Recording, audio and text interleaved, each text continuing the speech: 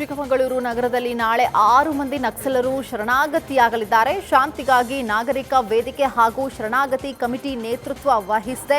KL Ashok, BT Lalitha Nayak, N Venkatesh, Veerasangayya, Banjagere ಮತ್ತು Jayaprakash, KP Shripal, Sirimane Nagaraj, Noor Sridhar ನೇತೃತ್ವದಲ್ಲಿ ಶರಣಾಗತಿ ಆಗಲಿದ್ದಾರೆ. ವೆಪನ್ ಅಥವಾ ವಿತೌಟ್ ವೆಪನ್ ಅನ್ನೋದು ಒಂದು ಚರ್ಚೆ ನಡೀತಾ ಇದೆ. ನಾಳೆಯೇ ವೆಪನ್ ಸಮೇತಾನ ಆಗಬೇಕಾ ಇಲ್ವಾ ಎಂಬುದರ ಬಗ್ಗೆ ಉನ್ನತ ಮಟ್ಟದಲ್ಲಿ ಚರ್ಚೆ ನಡೀತಾ ಇದೆ. ಈಗಾಗಲೇ ಅದರಲ್ಲಿ ಸಕ್ರಿಯವಾಗಿದ್ದಂಥ ಮುಂಡಗಾರು ಲತಾ, ಬಾಳೆಹೊಳೆ ವನಜಾಕ್ಷಿ, ಜಯಣ್ಣ ಮತ್ತು ಇನ್ನೂ 3 ಜನ ಮುಖ್ಯಸ್ಥರು ಅದಕ್ಕೆ ಮುಖ್ಯವಾಹಿನಿ ಬರಲಿಕ್ಕೆ ಒಪ್ಪಿಗೆಯನ್ನು ಸೂಚಿಸಿದ್ದಾರೆ ಅಂತೇಳಿ ಪೊಲೀಸ್ ಇಲಾಖೆಯು ಸ್ಪಷ್ಟಪಡಿಸಿದೆ. ಶಾಂತಿಗಾಗಿ ನಾಗರಿಕ ವೇದಿಕೆ ಮತ್ತು ನಕ್ಸಲ್ ಶರಣಾಗತಿ ಸಮಿತಿ ಇದೆಲ್ಲವೂ ಕೂಡ ತೀರ್ಮಾನ ಮಾಡಿ ಅವರು ಇದಕ್ಕೆ. ಬೆಳಗಾವಿಯ ಖಾನಾಪುರ ತಾಲೂಕಿನ ಲೋಂಡಾ ಕಪೋಲಿ ರಸ್ತೆಯ ಮೇಲೆ ಬೃಹತ್ ಗಾತ್ರದ ಕಾಡು ಕೋಣ ಪ್ರತ್ಯಕ್ಷವಾಗಿದೆ. ಕಾಡು ಕೋಣದ ಚಲನವಲನಗಳನ್ನು ಮೊಬೈಲ್ನಲ್ಲಿ ಸ್ಥಳೀಯರು ಸೆರೆ ಹಿಡಿದಿದ್ದಾರೆ. ಬೈಕ್ ಸವಾರ ಲೋಂಡಾ ಕಪೋಲಿ ರಸ್ತೆಯಲ್ಲಿ ಹೋಗುವಾಗ ಬೈಕ್ ಮುಂದೆ ಬೃಹತ್ ಗಾತ್ರದ ಕಾಡು ಕೋಣ ನೋಡಿ ಬೈಕ್ ನಿಲ್ಲಿಸಿ ಪ್ರಾಣ ಉಳಿಸಿಕೊಂಡಿದ್ದಾನೆ.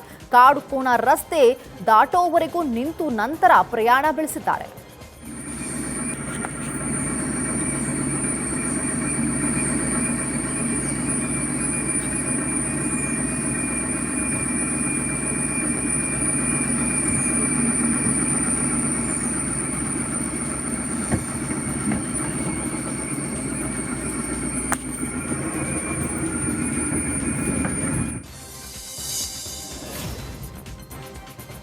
ಬೆಳಗಾವಿ ಜಿಲ್ಲೆಯ ಅನಗೋಳದಲ್ಲಿ ಛತ್ರಪತಿ ಸಂಭಾಜಿ ಮಹಾರಾಜ ಪ್ರತಿಮೆ ಅನಾವರಣಗೊಳಿಸಲಾಯಿತು. ಈ ವೇಳೆ ಜಿಲ್ಲಾಡಳಿತದ ಆದೇಶ ಉಲ್ಲಂಘನೆ ಮಾಡಿದ್ದಲ್ಲದೆ ಮಹಾರಾಷ್ಟ್ರ ಪರ ಕಿಡಿಗೇಡಿಗಳು ಘೋಷಣೆಯನ್ನ ಕೂಗಿದ್ರು.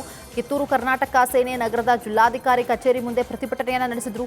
ಪ್ರತಿಭಟನಾಕಾರರು ಮಹಾರಾಷ್ಟ್ರದ ಪರ ಘೋಷಣೆಯನ್ನ ಕೂಗಿದವರ ಮೇಲೆ ಕ್ರಮ ಕೈಗೊಳ್ಳುವುದಕ್ಕೆ ಆಗ್ರಹಿಸಿದರು.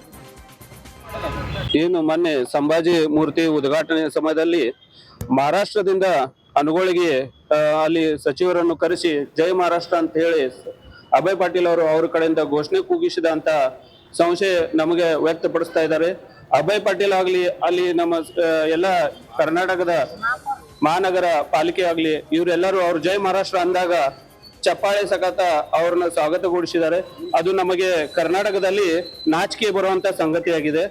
ಇವರನ್ನು ಶೀಘ್ರದಲ್ಲಿ ಅಮಾನತು ಮಾಡಬೇಕು ಹಾಗೂ ಅವ್ರ ಮೇಲೆ ಕಠಿಣವಾಗಿ ಕ್ರಮ ತೆಗೆದುಕೊಳ್ಬೇಕಂತ ಹೇಳಿ ನಾವು ಕಿತ್ತೂರು ಕರ್ನಾಟಕ ಸೈನ್ಯದಿಂದ ಕೇಳಿಕೊಳ್ಳುತ್ತಿದ್ದೇವೆ.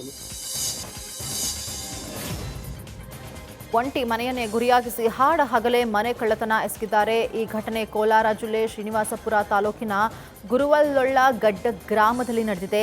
ಆನಂದಪ್ಪ ಎಂಬುವವರಿಗೆ ಸೇರಿದ ಮನೆಯಲ್ಲಿ ಯಾರೂ ಇಲ್ಲದನ್ನ ಗಮನಿಸಿ ಚಾಲಾಕಿ ಕಳ್ಳರು ಲಕ್ಷಾಂತರ ರೂಪಾಯಿ ಚಿನ್ನ ಹಾಗೂ 70,000ಕ್ಕೂ ಅಧಿಕ ಹಣ ಕದ್ದೊಯ್ದಿದ್ದಾರೆ. ಘಟನಾ ಸ್ಥಳಕ್ಕೆ ಕೋಲಾರ ಆಡಿಷನ್ನ ಎಸ್ಪಿ ಜಗದೀಶ್ ಶ್ವಾನದಳ ಹಾಗೂ ಬೆರಳಚ್ಚು ತಜ್ಞರು ಭೇಟಿಯನ್ನು ನೀಡಿ ಪರಿಶೀಲನೆಯನ್ನು ನಡೆಸಿದರು.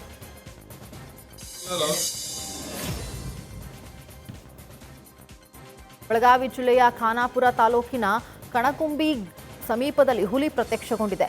ಹುಳಂದ ಕಣಗುಂಬಿ ರಸ್ತೆಯಲ್ಲಿ ಹುಲಿ ಕಾಣಿಸಿಕೊಂಡಿದೆ. ಹುಲಿ ಓಡಾಟದ ದೃಶ್ಯವನ್ನ ಸ್ಥಳೀಯರು ಮೊಬೈಲ್ನಲ್ಲಿ ಸೆರೆ ಹಿಡಿದಿದ್ದಾರೆ.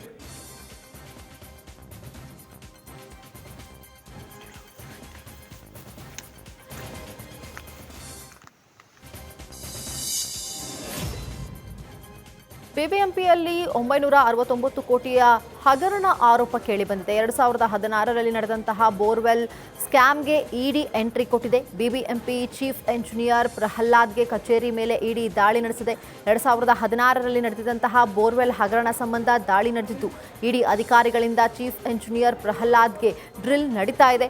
ಹಗರಣಕ್ಕೆ ಸಂಬಂಧಿಸಿದಂತೆ ದಾಖಲೆಗಳ ಪರಿಶೀಲನೆಯನ್ನ ನಡೆಸ್ತಾ ಇದ್ದಾರೆ. ನಿಮಗೆ ಬಿಬಿಎಂಪಿಯಲ್ಲಿ ಹಲವಾರು ಕಾಮಗಾರಿಗಳಿರ್ಬೋದು, ಅಡ್ವರ್ಟೈಸ್ಮೆಂಟ್ಸ್ ಇರ್ಬೋದು, ರೆವಿನ್ಯೂ ಡಿಪಾರ್ಟ್ಮೆಂಟ್ ಇರ್ಬೋದು, ಎಲ್ಲನೂ ಇದೆ. ಇವತ್ತು ಎಲ್ಲ ಆಫೀಸರ್ಸ್ ಬೇರೆ ಬೇರೆ ಕಡೆ ಇದ್ದಿದ್ದಕ್ಕೆ ನನ್ನ ಆಫೀಸಲ್ಲಿ ಕಮಿಷನರ್ ಅವ್ರು ಕರೆದು ಏನು ಕೇಳಿ ಅಂತ ಹೇಳಿದ್ದಾರೆ. ಆ ರೀತಿಯಲ್ಲಿ ಪ್ರಿಲಿಮಿನರಿ ಇನ್ವೆಸ್ಟಿಗೇಷನ್ ಸ್ಟಾರ್ಟ್ ಮಾಡಿದ್ದಾರೆ. ಅವರಿಗೆಲ್ಲ ನಮ್ಮ ಸಹಕಾರಗಳು ಕೊಡ್ತಾ ಇದ್ದೀವಿ, ನಮ್ಮ ದಾಖಲೆಗಳು ಕೊಡ್ತಾ ಇದ್ದೀವಿ. ಅವ್ರು ಏನೇನು ಕೇಳ್ತಾರೋ ಅದೆಲ್ಲ ಕೊಡ್ತಾರೆ. ಹಾಗೆ ಇವತ್ತು ಇಂಟ್ರೊಡಕ್ಷನ್ ಮೀಟಿಂಗ್ ನಡೀತಾ ಇದೆ. ಯಾವ್ಯಾವ ಕಚೇರಿಯಲ್ಲಿ ಯಾರ್ಯಾರು ಮುಖ್ಯಸ್ಥರಿದ್ದಾರೆ ಅವ್ರದ್ದೆಲ್ಲ ಮೀಟಿಂಗ್ ನಡೀತಾ ಇದೆ. ಅವ್ರನ್ನೆಲ್ಲ ಇಂಟ್ರೊಡ್ಯೂಸ್ ಮಾಡಿಕೊಡ್ತಾ ಇದ್ದೀವಿ. ಸೊ ಮುಂದಿನ ಕೆಲಸ ಅವ್ರು ಮಾಡ್ತಾರೆ. ಹೌದು, ಇವಾಗ ರೂಮ್ ವ್ಯವಸ್ಥೆ ಮಾಡಿದ್ದೀವಿ. ಕೌನ್ಸಿಲ್ ಹಾಲಲ್ಲಿ ಒಂದು ರೂಮ್ ಮಾಡಿಕೊಡ್ತಾ ಇದ್ದೀವಿ. ಅದೆಲ್ಲ ಮಾಡ್ತೀವಿ. ನಿಮಗೆ BBMPಯಲ್ಲಿ ಹಲವಾರು ಕಾಮಗಾರಿಗಳಿರ್ಬೋದು, ಅಡ್ವರ್ಟೈಸ್ಮೆಂಟ್ಸ್ ಇರ್ಬೋದು, ರೆವಿನ್ಯೂ ಡಿಪಾರ್ಟ್ಮೆಂಟ್ ಇರ್ಬೋದು, ಎಲ್ಲನೂ ಇದೆ. ಇವತ್ತು ಎಲ್ಲ ಆಫೀಸರ್ಸ್ ಬೇರೆ ಬೇರೆ ಕಡೆ ಇದ್ದಿದ್ದಕ್ಕೆ ನನ್ನ ಆಫೀಸಲ್ಲಿ ಬಳ್ಳಾರಿ ಪೊಲೀಸರ ಭರ್ಜರಿ ಕಾರ್ಯಾಚರಣೆ ನಡೆಸಿದ್ದಾರೆ. ಪೊಲೀಸರು 39% ಕಳವು ಆದಂತಹ ವಸ್ತುಗಳನ್ನು ರಿಕವರಿ ಮಾಡಿದ್ದಾರೆ. ಬರೋಬ್ಬರಿ 2.5 ಕೆಜಿ ಬಂಗಾರ, 7,735 ಗ್ರಾಂ ಬೆಳ್ಳಿ, 95 ಬೈಕ್ ಸೇರಿ ಹಲವು ವಸ್ತುಗಳನ್ನು ಜಪ್ತಿ ಮಾಡಿದ್ದಾರೆ. ಪೊಲೀಸರು ರಿಕವರಿಯಾದ ವಸ್ತುಗಳನ್ನು ಸಂತ್ರಸ್ತರಿಗೆ ನೀಡಿದ್ದಾರೆ. ನಮ್ಮಲ್ಲಿ ಕಳ್ತನ ಆಗಿಬಿಟ್ಟು ಈಗ 1.5 ಇಯರ್ ಆಯಿತು. 8 ತೊಲೆ ಕಳ್ತನ ಆಗಿತ್ತು. ಅದರಲ್ಲಿ 4 ತೊಲೆ ರಿಕವರ್ ಮಾಡಿಕೊಟ್ಟಿದ್ದಾರೆ. ಇನ್ನೊಂದು 4 ತೊಲೆ ರಿಕವರ್ ಕೊಡೋದಿದೆ. ಆದಷ್ಟು ಬೇಗ ಮಾಡಿಕೊಡ್ಲಿ ಅಂತ ಕೇಳ್ಕೊತೀನಿ. 1.5 ಇಯರ್ ಬ್ಯಾಕ್ 10/7/2023 ಆಗಿದ್ದು.